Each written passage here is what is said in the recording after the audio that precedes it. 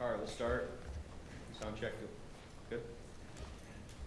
All right, my name is Mike Cranston, the Chief of Police of the Bend Police Department. Thank you for coming here today and sharing this information with our community. First, before I introduce Sheila Miller, our communications manager, I just want to say that my deepest sympathies go out with the victims of last night's shooting, as well as to our community who regularly shares peace and safety in our community. And that perception of safety and peace was shattered last night, and we will work to rebuild that as a community. I'm going to introduce Sheila Miller, our communications manager at this point.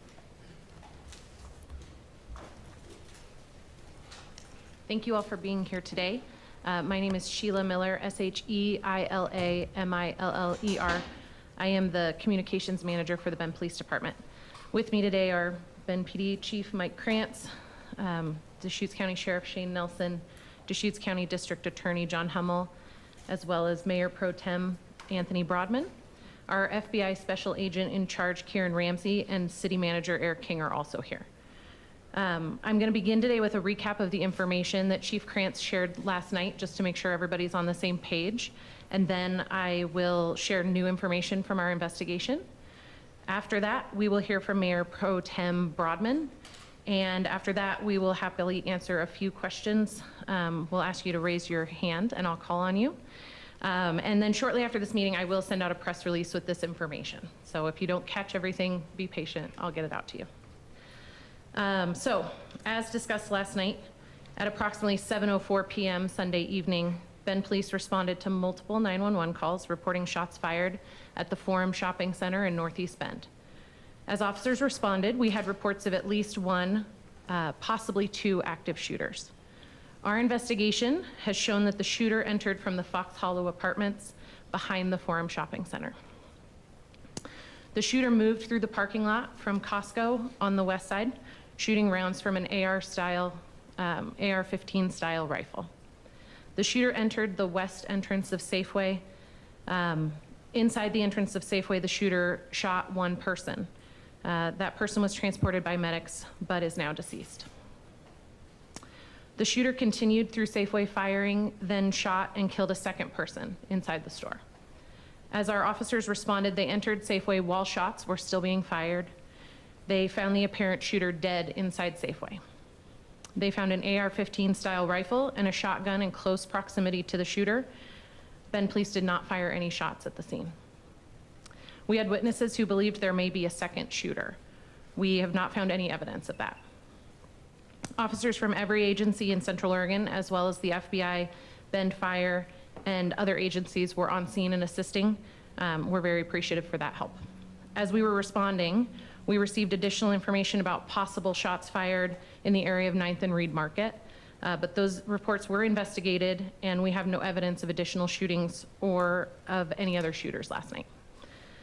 So here's some updated information I'd like to share with you, some new information.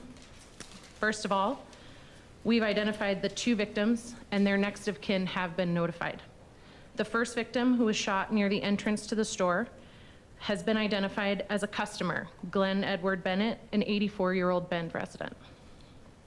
Our officers, as well as medics from Bend Fire and Rescue, attempted to perform life-saving measures at the scene. That person was transported but did not survive his injuries. The second victim, a Safeway employee, was shot near the rear of the store in the produce section. He has been identified as Donald Ray Surratt Jr., a 66-year-old Bend resident. Surratt engaged with the shooter, attempted to disarm him, and may very well have prevented further deaths. Mr. Surratt acted heroically during this terrible incident. The families of the victims are asking for privacy at this time. We have also received reports of at least two people who suffered non-life-threatening injuries. The shooter is identified as 20-year-old Bend resident Ethan Blair Miller. We will identify him once by name, and that's it. We determined the shooter lived in the Fox Hollow Apartments, and we secured that area as well. Our officers were on scene within 2 to 3 minutes from the time that the first 911 call was dispatched, and we entered the store within 1 minute. When our officers arrived, they could hear gunshots in the Safeway, and they entered the store to confront the shooter while shots were still being fired. Our officers entered from both the front and the rear of the store in a solo entry. Our investigation shows that the shooter died of a self-inflicted gunshot wound.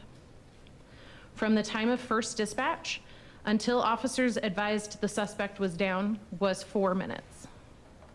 Because we received initial reports that there may have been a second shooter, our officers ran down those leads. We did not find any evidence of a second shooter, and we believe there is no further threat to our community at this time. We also received multiple calls of shots fired in other parts of town. None of those were founded. Because of statements we learned from our suspected shooter, we also called the Oregon State Police Bomb Squad, who responded this morning at about 6:15 a.m. They cleared Safeway, as well as the shooter's apartment, and we asked 8 units of the Fox Hollow apartments to voluntarily evacuate. We alerted the Red Cross in case they needed assistance. We cleared all buildings in the entire shopping complex, as well as apartments in the area. We have served a search warrant at the shooter's apartment, as well as his vehicle. In the shooter's vehicle, we located 3 Molotov cocktails, as well as a sawed-off shotgun. We also located additional ammunition and digital devices, and those are currently being reviewed. Our officers secured this very large crime scene and worked throughout the night to process the scene. We have the Oregon State Police Crime Lab on scene, as well as officers and technicians who are conducting a 3D model scan of the area. We've collected video and other forensic evidence, and we expect our investigators to remain on scene throughout today and tomorrow. The entire parking lot is off limits to the public at this time, from the east side of Costco to the east side of Safeway. We are aware that the shooter may have posted information online regarding his plan.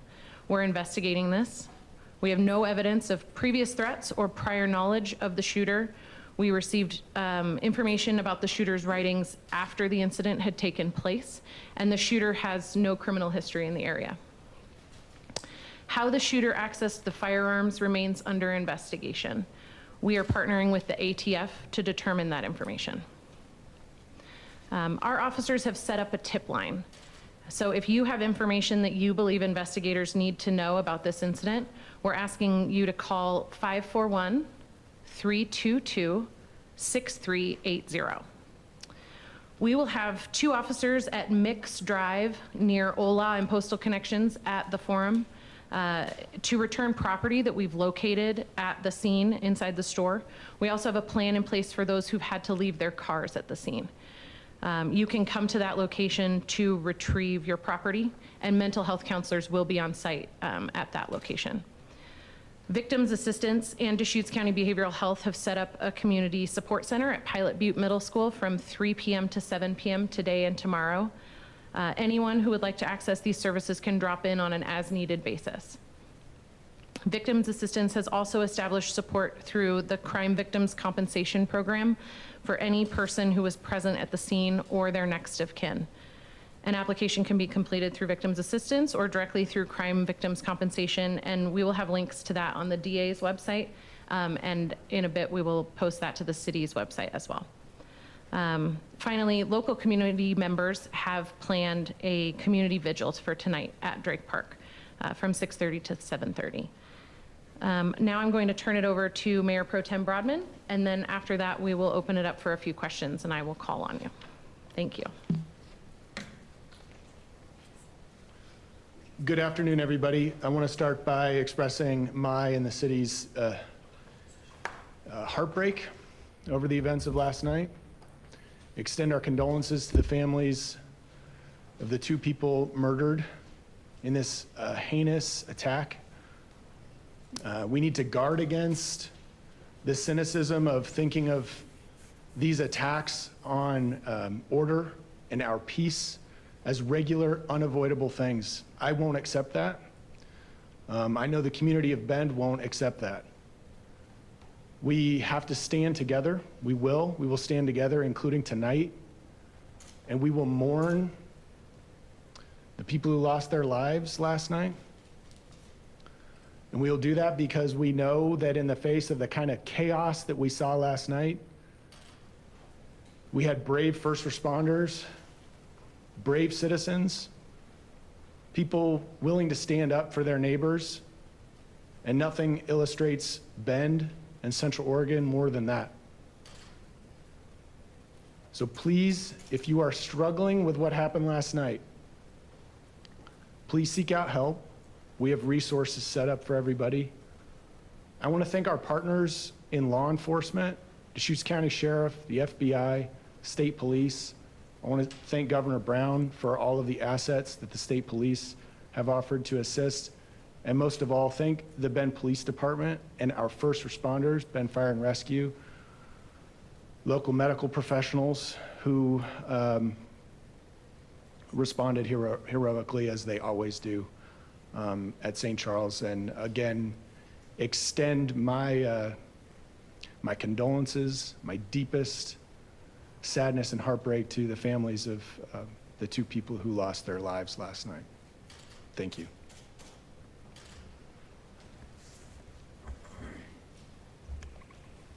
Okay, we have time for some questions. If you would raise your hands and not shout them out, I would really appreciate it.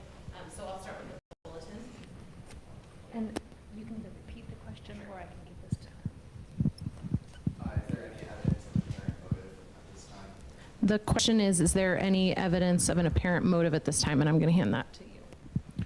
The motive we're still working through the investigative course. We won't have probably an answer to that until we are able to fully go through the material that we've located through the search warrant and any additional evidence. So at this time we're working diligently, and that's what we talked about a couple days before we are able to really clear that scene and look through the evidence of the search warrant. Let me go ahead and get some other people first. OPB. We've been told that the shooter used to work at that Safeway location. Has that been confirmed at all? The question is whether we can confirm whether this person worked at the Safeway. I should just hold this. We're able to confirm that right now. We are still working on what are the links to the Safeway itself and why was it through the Safeway area. So that will come out in the future part of the final investigation. Central Oregon Daily. Describe the SWAT activity because of the bill at the apartment complex, the Foxhole apartment complex. Understand there were some voluntary evacuations of some units. How many search, we heard from some witnesses who they've been chased by SWAT towards the apartments? Detail the situation. Yeah, the question is, can we detail any information about what our CERT team or SWAT team or officers' actions took place at the Foxhole Apartments behind the Safeway complex? As we mentioned, the Foxhole Apartments were connected to this by our shooter lived in that area. We have serged a search warrant in one of the apartments where he lived. There was information early on that as the shooter left the apartment, that's when the shots began. And so that area has evidence. It required us to lock down that area for the search warrant. However, during that process is when we discovered the potential of explosives, and we requested the assistance from Oregon State Police Explosive Disposal Unit before our officers or anyone went in to conduct the search warrant. During that time, we asked an 8-unit complex to evacuate for their safety, and I'm not familiar with any information about anyone being chased.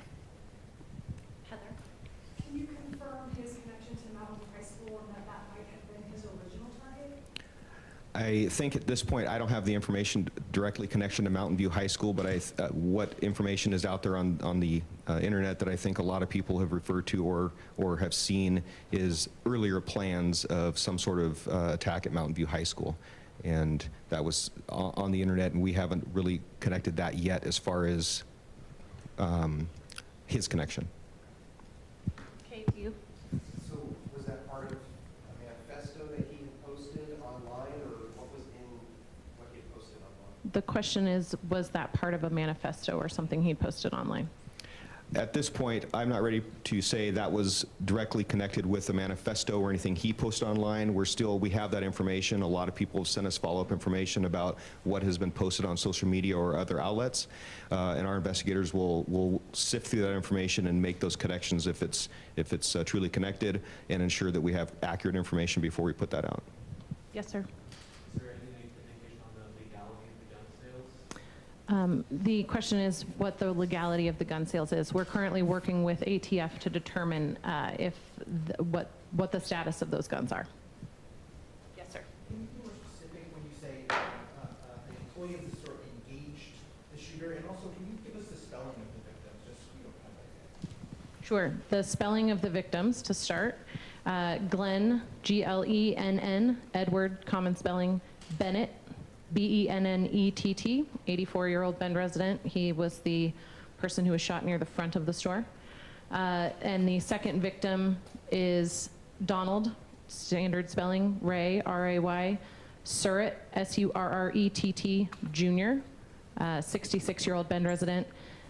This is the Safeway employee who engaged with the shooter, which is to say he attempted to disarm the shooter and attacked this person. And we believe he prevented further deaths, that in addition to the quick police response. That He those. did not have a firearm himself. It sounds like it was a physical altercation. Is that correct? That's correct. Yes, ma'am. How many people were in the Safeway at the time, and how many were assisted by the employees? That is an excellent question. The question was how many people were in the store at the time and were assisted by employees. Do you have that information? I do not have that information at this point, exactly how many people were there. There was a lot of people coming out of the store. That's a busy area, as we all know, with a lot of shopping areas there, a lot of stores. It was a very busy parking lot at the time, 7 o'clock on a Sunday night. But I don't have the exact numbers of how many people were inside the store. I know a lot of witnesses from inside the store and in the area were sheltering in place, and other stores in the area, and our investigators spoke with witnesses as throughout the night. But Were the Safeway employees actively helping everybody get out? that I can't tell you right now as well. I don't have that exact information. Bola. Do you have any indication of how many shots were fired in the lot or in Safeway? The question was, do we have any indication of how many shots were fired in the parking lots and or in Safeway? As I mentioned, it's a very large scene and our officers are still collecting evidence, so I don't have that number at this time. I will try to get that and include it in a press release. Yes, sir. I just want to clarify one thing about the items you recovered. You said Molotov cocktails, ammunition, and shotgun digital devices. Where did that happen? Was that in the Safeway or The question was, where was the additional evidence recovered from? My understanding is the Molotov cocktails and the sawed-off shotgun were found in the suspect's vehicle, and the digital devices and ammo were found in the apartment. I have time for 2 more questions. Yes? Can you confirm that the online messages that were referring to it was under any wrath of man? The question is whether the messages from the suspected shooter were from a particular handle, Wrath of Man 22. At this point, I don't have that information to confirm. We're still conducting an investigation on the digital side of this. Okay, and last question. How long did the shooting last in total from the beginning of the Safeway up until the end? And where was the alleged shooter found dead? So, Was it in the cars? so the question is, how long did the incident last inside of Safeway, and where was the shooter found? Our first calls from 911 and our dispatches came through at 7:04 p.m. The shooter was found deceased in the produce section at 7:08 p.m. Thank you guys so much for being here. I will send out a press release. You can reach me if you have any other questions.